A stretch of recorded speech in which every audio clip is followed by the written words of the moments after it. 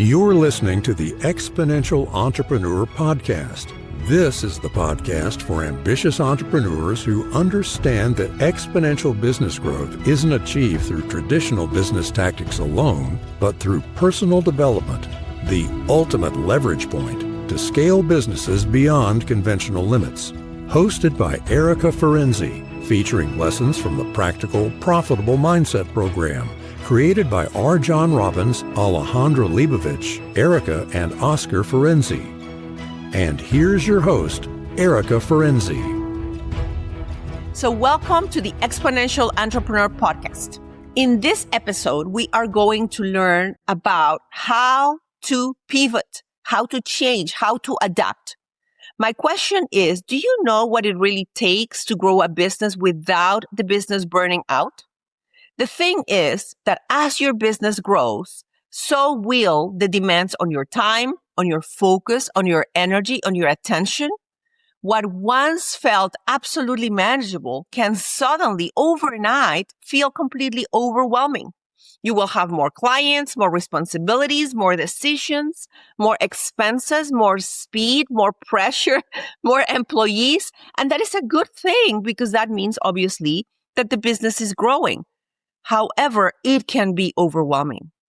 In this episode of The Exponential Entrepreneur, I will be talking to you about one of the most important skills that every entrepreneur must master, and that is their capacity to pivot. I will explain that scaling a business is a lot like juggling different plates. In the beginning, you may only have a few priorities to manage, but as your company grows from 6 figures to multiple 6 figures and beyond, those plates will multiply really, really fast. And the thing is that the bigger the business is, the speed only picks up. And without your ability to prioritize and quickly adapt, you will find yourself mentally exhausted and constantly reacting to stress. Maybe you already feel like that. Now, one of the biggest teachings of today's episode is the importance of daily prioritization. I will emphasize and talk to you about how is that successful leaders, those leaders that are actually successful, they do not wait for chaos to happen before they adjust. They plan the day before.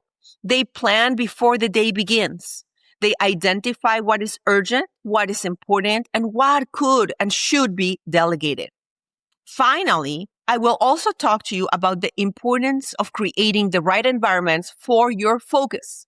I know, this is crazy, but believe it or not, different tasks, different priorities will at times require different physical spaces for you to perform them. Sometimes your best thinking, your creative thinking cannot happen inside of the same environment where distractions constantly compete for your attention, like, for example, the place where you normally answer your emails or do your daily work. This episode will be a powerful reminder that growth requires intentionality, adaptation, awareness, and intentional leadership. So let's go. Let's dive into how to learn to pivot. I want to talk to you guys about learning to pivot and thinking strategically by understanding the different kind of mindsets, the different mindsets that you need to do different things in your business. That's the overall topic, okay? Let me explain to you a little bit more about what this means. Running a successful business, and for that matter, running a successful business and a successful life is and will require strategic thinking. If you are not thinking strategically, you're going to get easily overwhelmed. And the reason why you're getting easily overwhelmed is because there are so many priorities at any given moment. There are some of you who your business is at 200,000.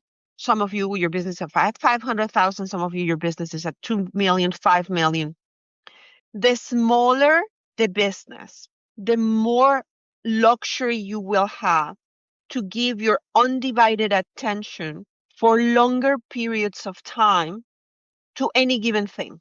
right? Because the smaller the business, you are juggling. Imagine you have 5 or 6 plates, right? So you have, let's say that you sleep for 7 hours a day, you eat for another 2, so that's 9. So you have 15 hours or 14 hours or 13 hours that you can dedicate to 5 different things. But the more that you grow your business, those plates turn into from 5 to 7, from 7 to 10, from 10 to 15, and so on and so forth. And by the way, guys, this is also true for your own managers. So it's not only the owner, it is also the people that are managing your people. But let's say that aside.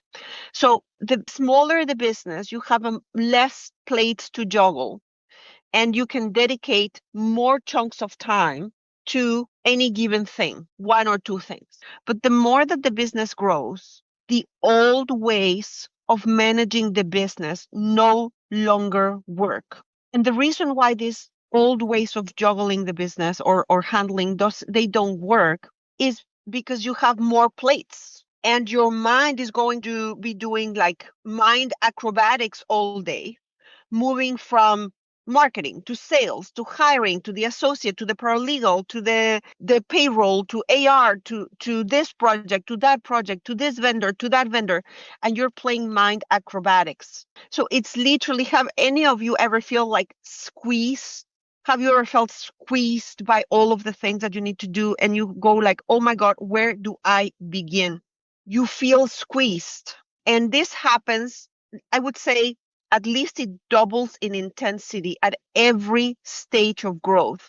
So if you're on stage 1 and your business is under 250, the moment that you go from 250 to 500, it's a big squeeze.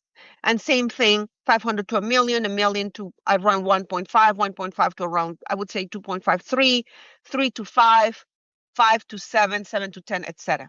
So because you are feeling squeezed and now you're juggling 5 or 7 plates or 10 plates or 20 plates, you have more unexpected things happen. The more plates that you have in the air, the more unexpected things will happen. Because before, when you were juggling 5 plates, you had 1 in a 5th chance of 20% chance that some of them will go wrong.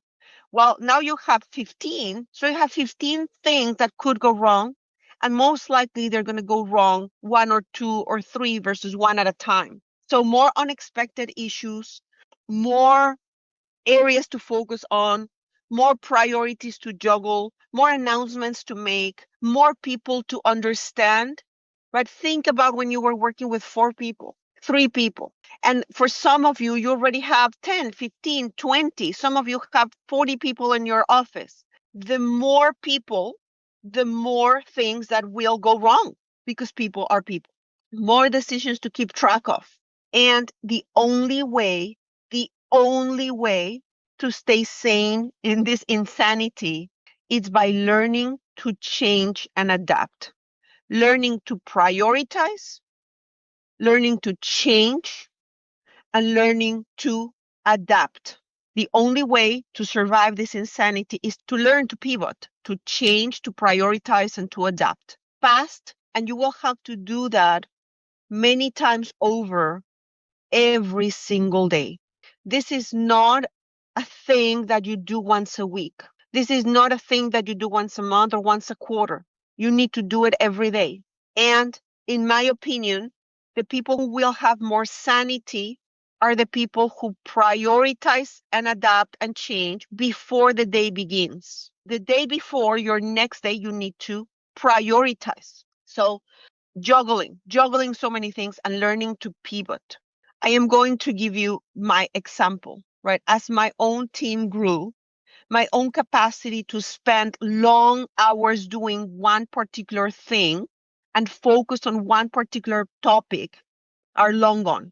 And most days I have around 200 emails. And from those emails, each one of them, not each one of them, but let's say probably I would group them in 15, 16 different topics. So even when I go to look at my inbox, I need to prioritize. What do I need to give my attention to?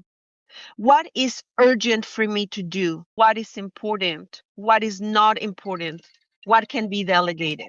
And the more that you focus on the urgent, the more you will always be putting off urgent fires. So one more extra thing, and then we are going to go into the exercise for this week.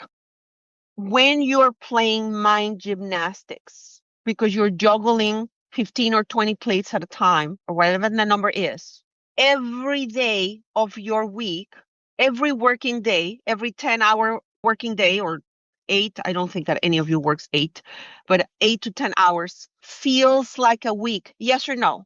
You're exhausted. Your mind is exhausted at the end of the day. And that is why, and another reason any of you is going to take care of your health, it needs to be done first thing in the morning. Because by the moment that you're done with your day, your mind is so exhausted that you will have no will to get your ass out of the couch and do anything. It's too much. What we're going to do this week, I would like you to take a look at what are the goals for this quarter. Gross revenue goals, number of sales, number of leads, number of hires. And when I say number of hires, is hires and production, right? If you're not producing, you're not going to make any money. The space where you work makes a big difference on what is that your mind is focusing on.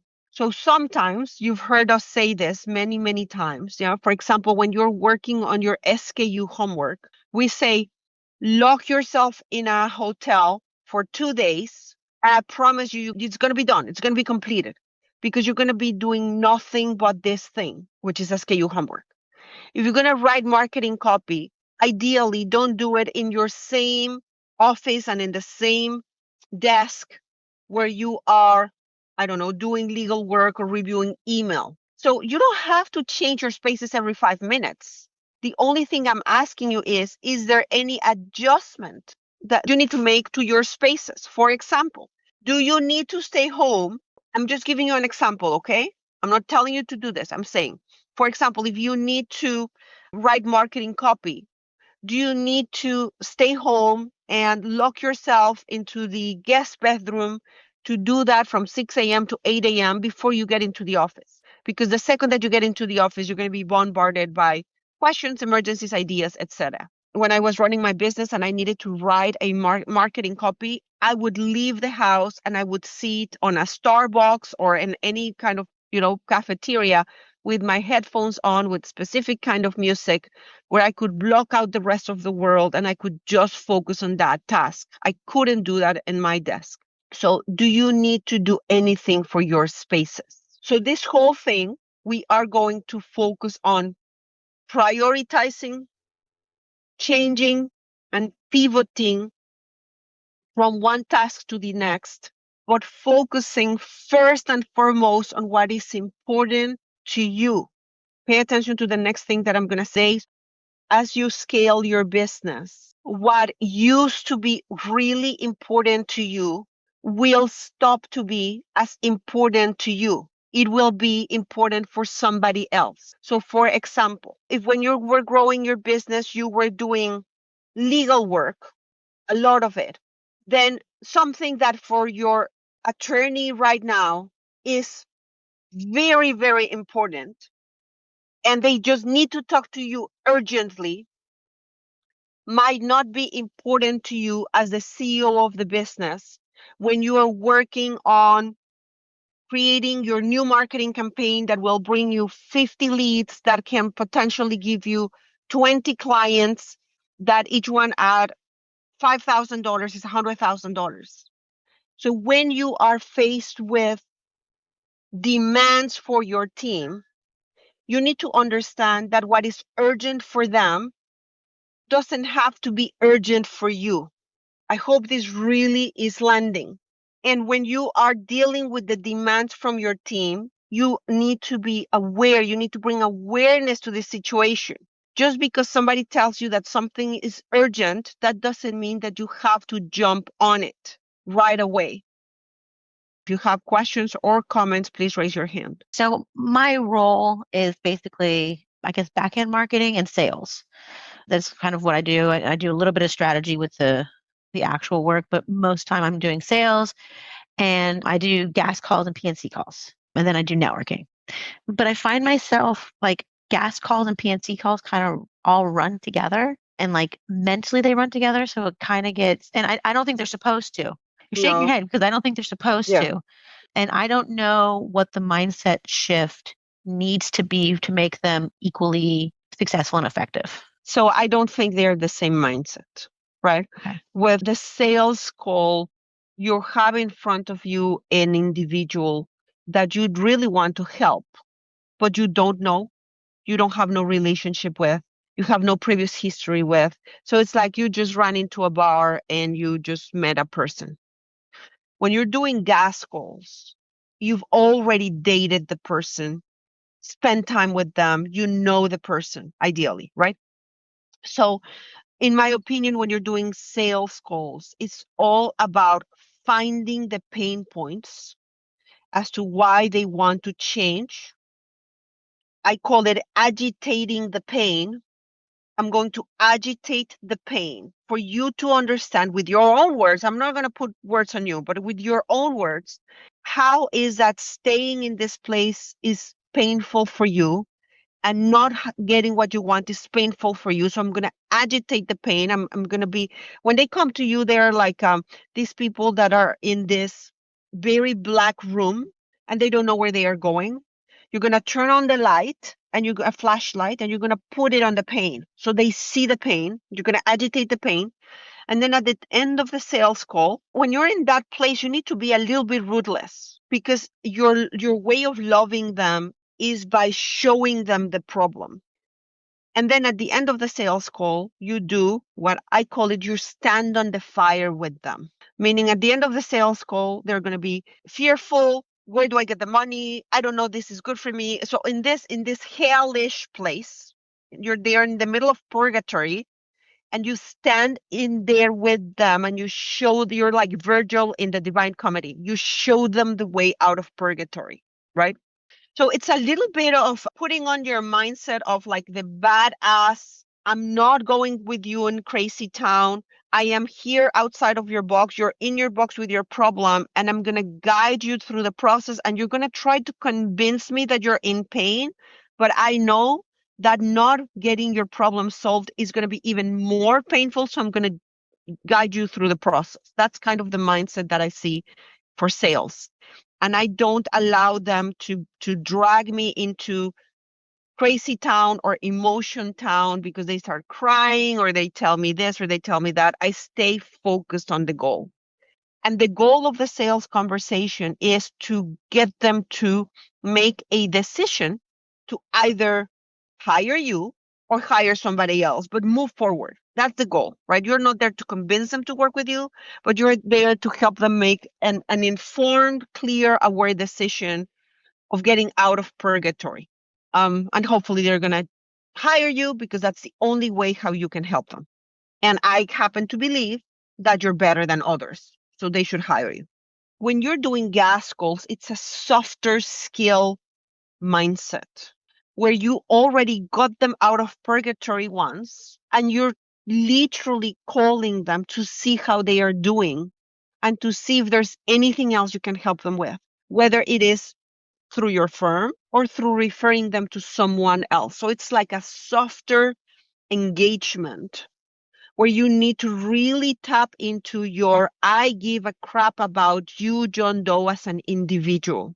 And you need to, for example, let's say that you did, I don't remember if you do family law, but let's say that John Doe had two kids, Johnny and Mary. You remember Johnny and Mary, and you care about their lives, and you're trying to deliver even more value either by helping them with a referral or by them working with you. So it's a different mindset. Does that make sense? Yeah. So I would schedule definitely sales calls. I think that you can schedule them in the morning and in the afternoon, but in different days. Like if you're going to do sales calls, do Mondays in the morning, Tuesdays in the afternoon, and Thursdays. So you need to have different spaces, obviously, because some people will be better in the morning. Some people need afternoon. So I'm not saying you only give afternoons, but block them. Okay. And when you do G.A.S calls, I would suggest that you do them also in blocks of time of at least 3 hours. Okay.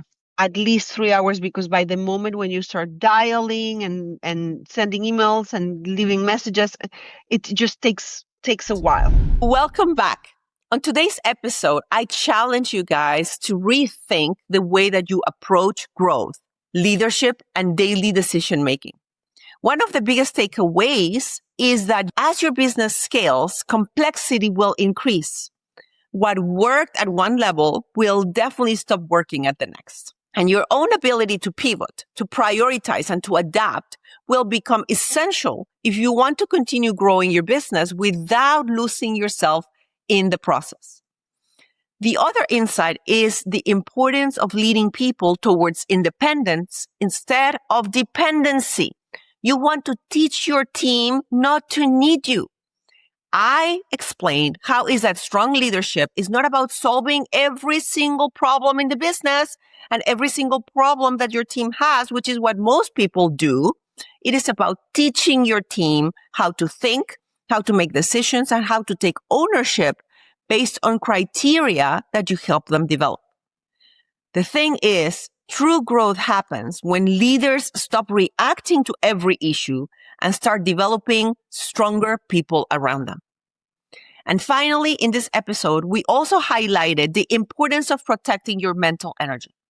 Different types of work will require different mindsets, most likely different environments and different levels of focus. And you need to learn to pay attention to understand what works for you so you can replicate it over and over and over again. The truth is that entrepreneurs who intentionally create space for strategic thinking, for reflection and self-care, they position themselves to make better decisions, and it is easier to sustain the long-term growth. Listen, growing a business is not a sprint. It's definitely a marathon. And you need to pace yourself and take care of yourself so you can get to the finish line. The overall message of this lesson is simple but powerful. Growth is not about doing more. It is about becoming someone who is capable of handling more. And that is exactly what the Exponential Entrepreneur Podcast is for. And now it's your turn to take action. Here is to your exponential growth. Stay healthy, stay hungry, and stay focused. And we will see you next time. Thank you for listening to the Exponential Entrepreneur Podcast. We encourage you to take action on it today. Share what you've learned with another entrepreneur. Sign up for our newsletter to get bonus content you won't get anywhere else at exponentialentrepreneur.com, and subscribe to the Exponential Entrepreneur Podcast to receive the next episode. Until next time, keep breaking through limiting beliefs and growing exponentially.